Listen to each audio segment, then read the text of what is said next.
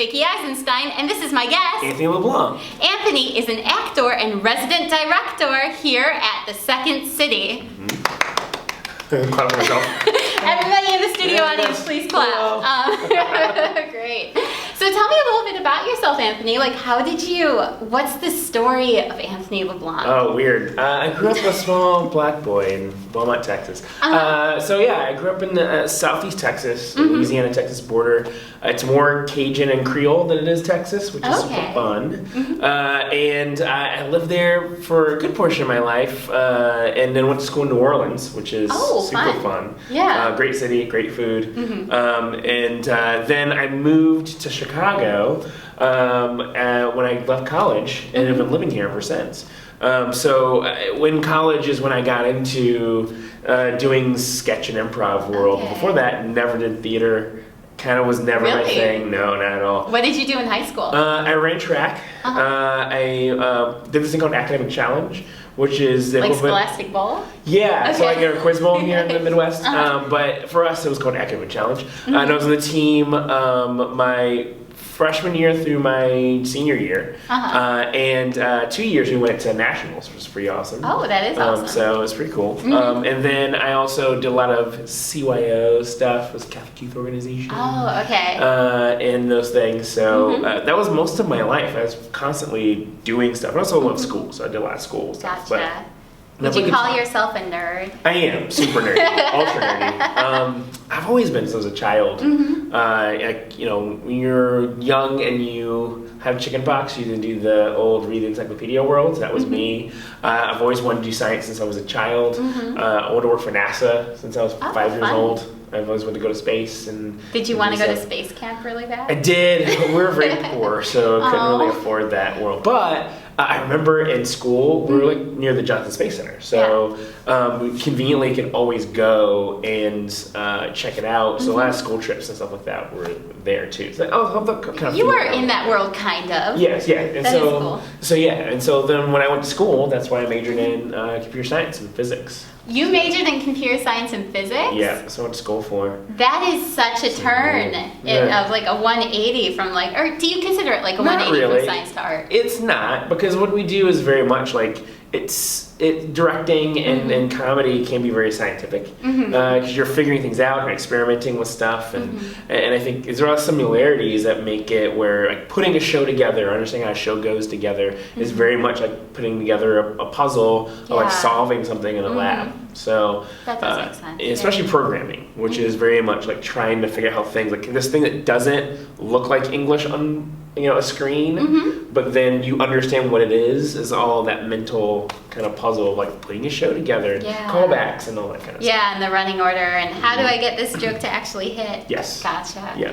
So then how did you transition into doing plays and things like that? I can imagine were you shy or were you not shy? No, I wasn't shy, but I also was very unemotional. Okay. So I was very much a kid who was like, my emotions don't matter, just makes us unproductive human beings. So I was very much a person who was like, I love music, but I was all about work and getting work done and that stuff. And it was in college that I wound up being in a sketch group because I was an RA, a resident assistant, and some theater kids that were on my floor, and they're like, hey, you're funny, be in this improv thing we're doing. And they kind of cobbled together some stuff from like Whose Line, and we did that.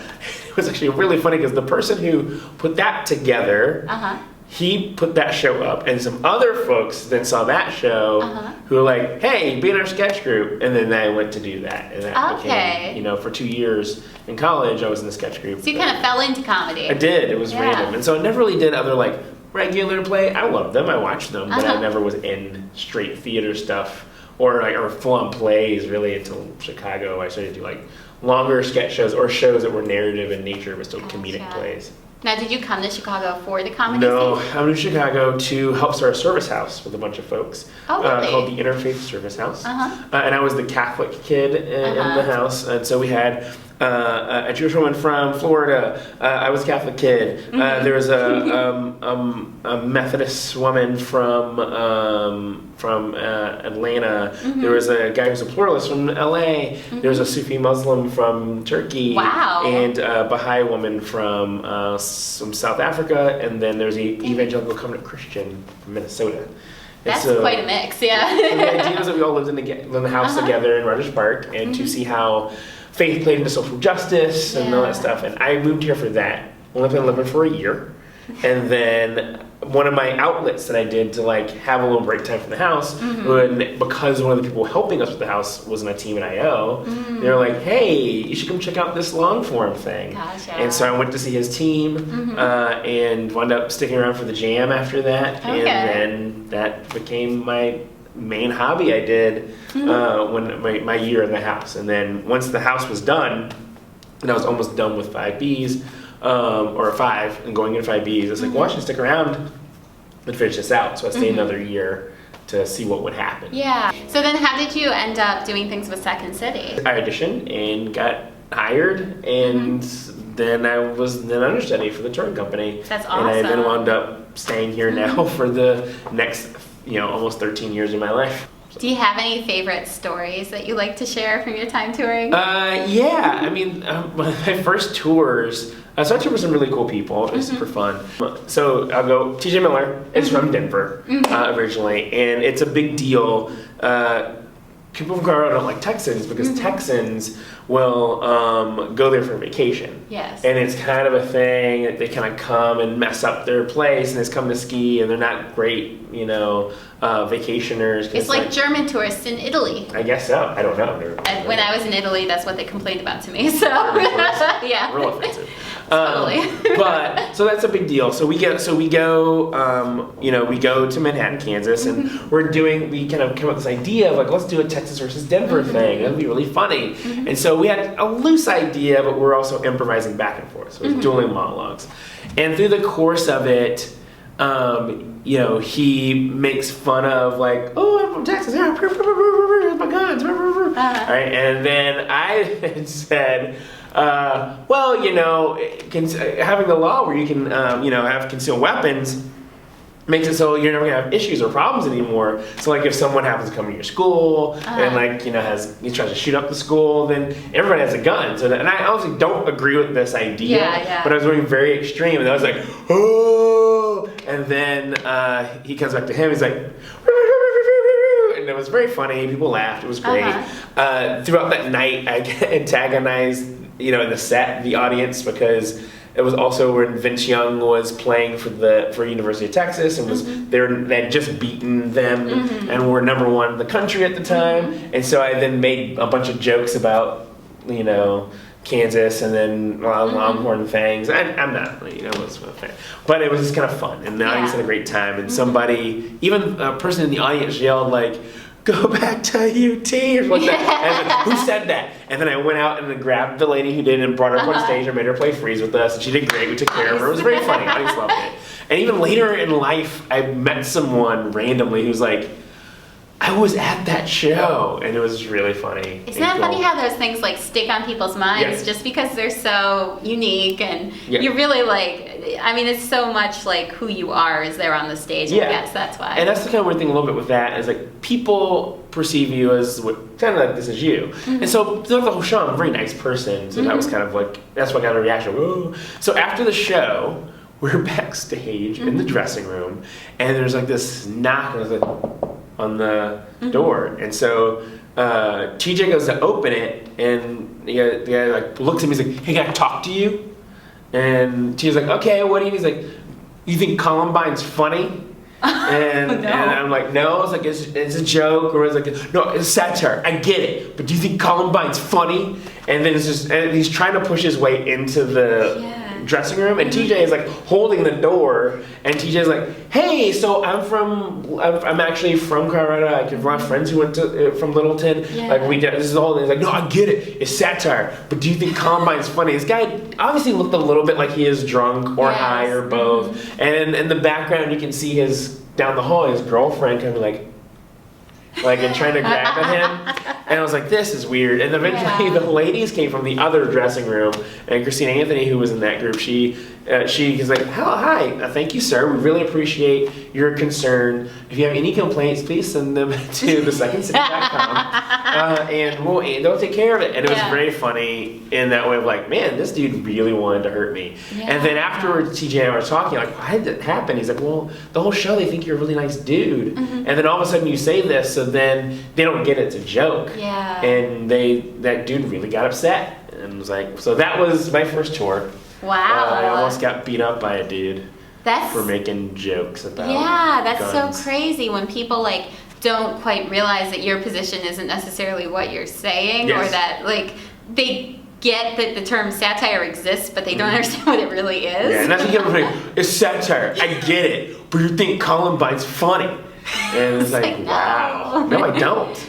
Now, you recently directed, and it's still going on right now on the ETC stage, Soul Brother, Where Art Thou, which everybody out there should see. We'll skip to that at plugs. I'll tell you all to see that again. But so you directed this. Why don't you tell me a little bit about it? So it's a Second City revue show. So by nature, it's satirical and it's social political satire. And so with the show itself, we did a lot to really play with what the cast point of view was. I really pushed them in the idea of exploring what they cared about, and really making it about not so much the things they thought like checkmarky were funny, but things that they personally thought were funny, and use comedy to also say things that they wanted to say. So there's a lot of race, gender, social, political things in this show, and I'm really happy and proud of that, because like for me that's a huge thing. I feel like especially Second City style comedy is like using comedy as a weapon, and you affect people, and it's kind of your job to do that. And I think this cast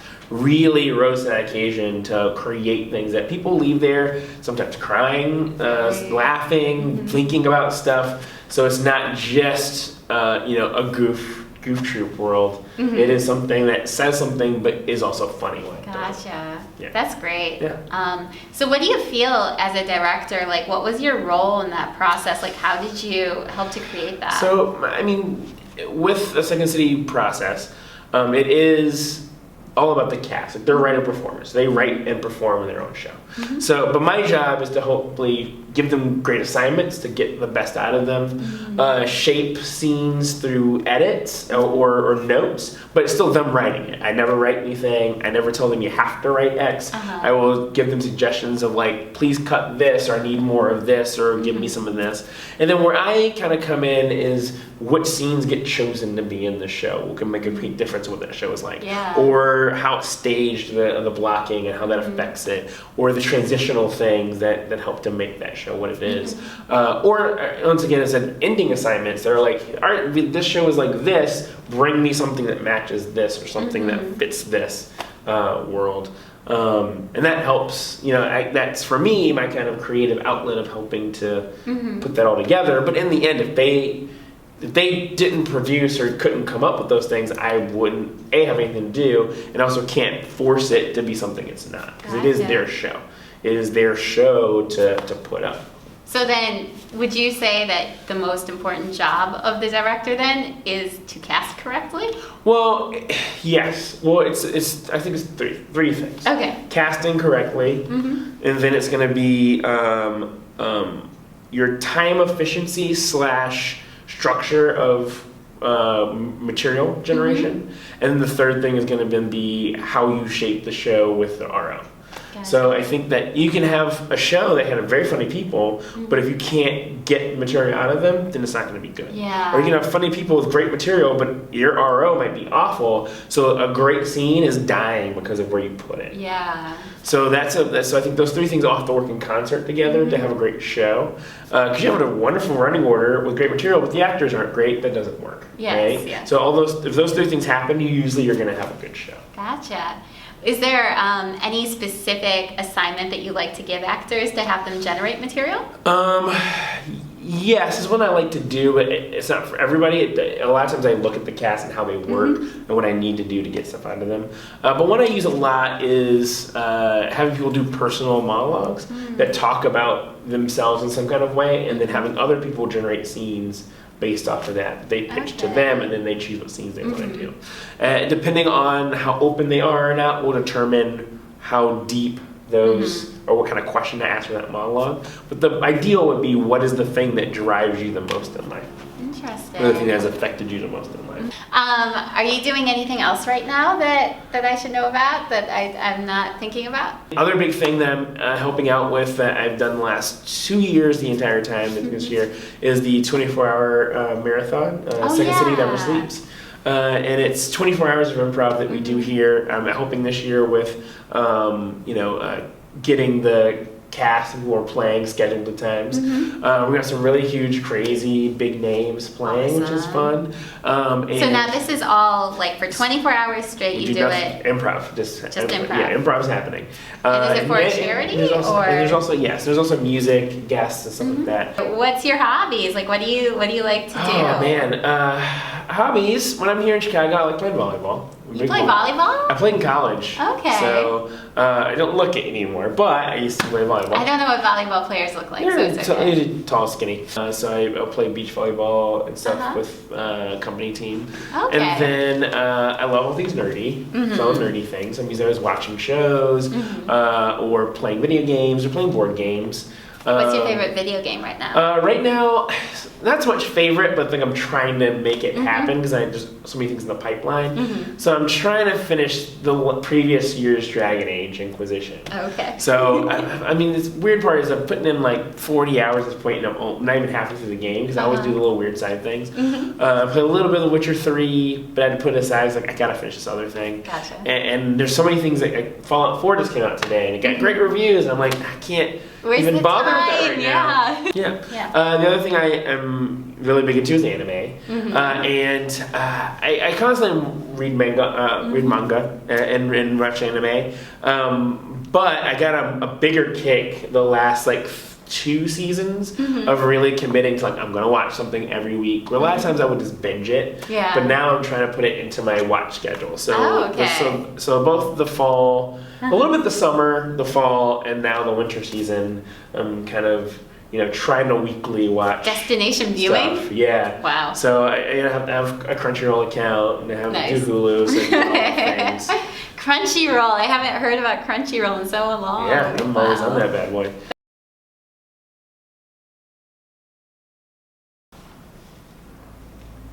I don't think anyone's gonna get us. I think we're trapped in here. Well, the note from the psychopath said that if we just keep waiting, then nothing will happen. So I think that it's probably best, Josh, if we keep waiting. They say that, and then all of a sudden a hacksaw winds up in the middle of the room, and then I'm gonna have to cut your head off. Shit. Look at it coming up. Oh, God. Oh, God. What's that note? One of you will have to cut off the other's head in order to... Oh, God! I'm so sorry! I didn't mean to! I just thought that maybe that was how we were gonna get out of here! I thought you said you didn't know how to use a hacksaw! I didn't think I did! That's why I was like, oh! Do you just take it up and go like that? Oh, I'm sorry again! You at least cut it all off! Not just have parts hanging off. Do you really want me to cut it off? No, I don't want you to cut anything off. I don't want you to cut anything off. I'm really woozy when I see blood, so this is really not helping. Susan, I thought we were friends. I am your friend. I know we never do anything outside of work, but we talked every day. We did. I thought we had an understanding. I was definitely not gonna cut your head off, and I was gonna honor that. I didn't cut your head off either. I just was playing with the hacksaw, and I didn't mean to do that. I mean, I could cut your head off if I needed to. No! But I chose not to. I'm just letting you know that that's something that I did. That was something that I did for you. Oh, God, you're getting blood all over me. This is disgusting. Ew. Gross. Do you have a blood condition of some sort? I hope you don't have a disease that I'm gonna get now. No. Josh, you're so gross. How could you bleed on me? Normal bleeding. When you hatch it into someone, you just bleed. It's like a gusher. You are opening. Oh my gosh. Well, you know what? I'll cut myself then too. and make it even. How's that? No, don't. Is that what you want? No, don't. I don't want that. I don't want that. No. Josh, maybe the psychopath put us here so that we could confess our true feelings for each other. I knew that handwriting looked familiar. It's my mom. Your mom? Yeah. Your mom always liked me. Yeah. Yeah. She did. But you like Eliza. Right? You like Eliza? Or do you like me? I like humans. What is that supposed to mean? I feel like you're deflecting your No, answer. that means that Eliza is not a human, and you are. Wait, all this time that you've been talking about Eliza on your vlog, she's not a human? No. It's my. Tell me the truth, or I cut off your whole arm. Eliza is my dog. Okay. I'll have to meet your dog. Yeah. So I guess I have to kind of admit now that I did actually, with the help of your mom, set up this elaborate ruse of a trap. I did kind of think that, this might actually get you to confess your love to me. I thought that you were into Eliza, but now I'm seeing that you weren't. And I'm really sorry if you're woozy because I sawed off your arm a little bit.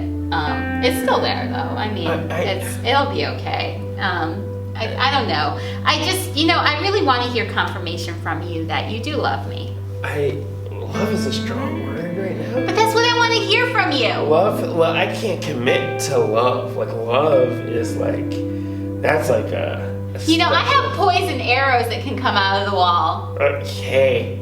I stand by my values, and I think that if you want to be with someone who didn't, then you're not somebody worthy of eventually earning my love in 5 to 10 years. So 12? What?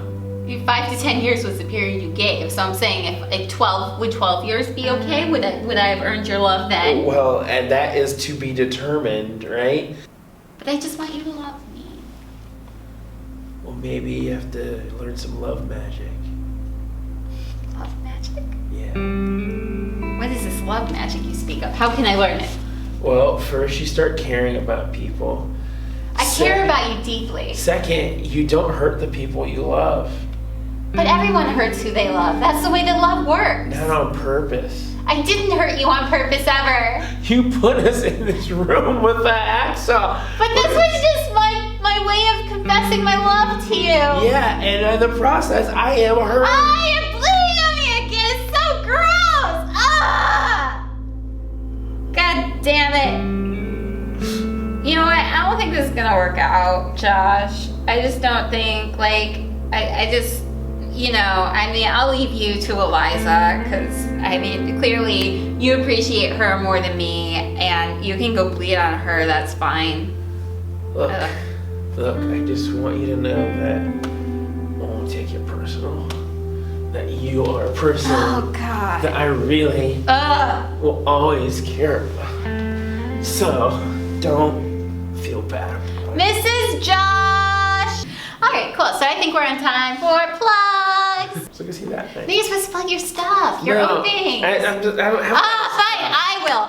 Everybody, see Anthony's show that he directed, and do you count as producing it too? No, it's director. No. Okay. Everybody, see Anthony's show that he directed, Oh Soul Brother, Where Art Thou? It's at the ETC stage here at Second City, and it's amazing. Also, make sure that you check out the 24-hour improv.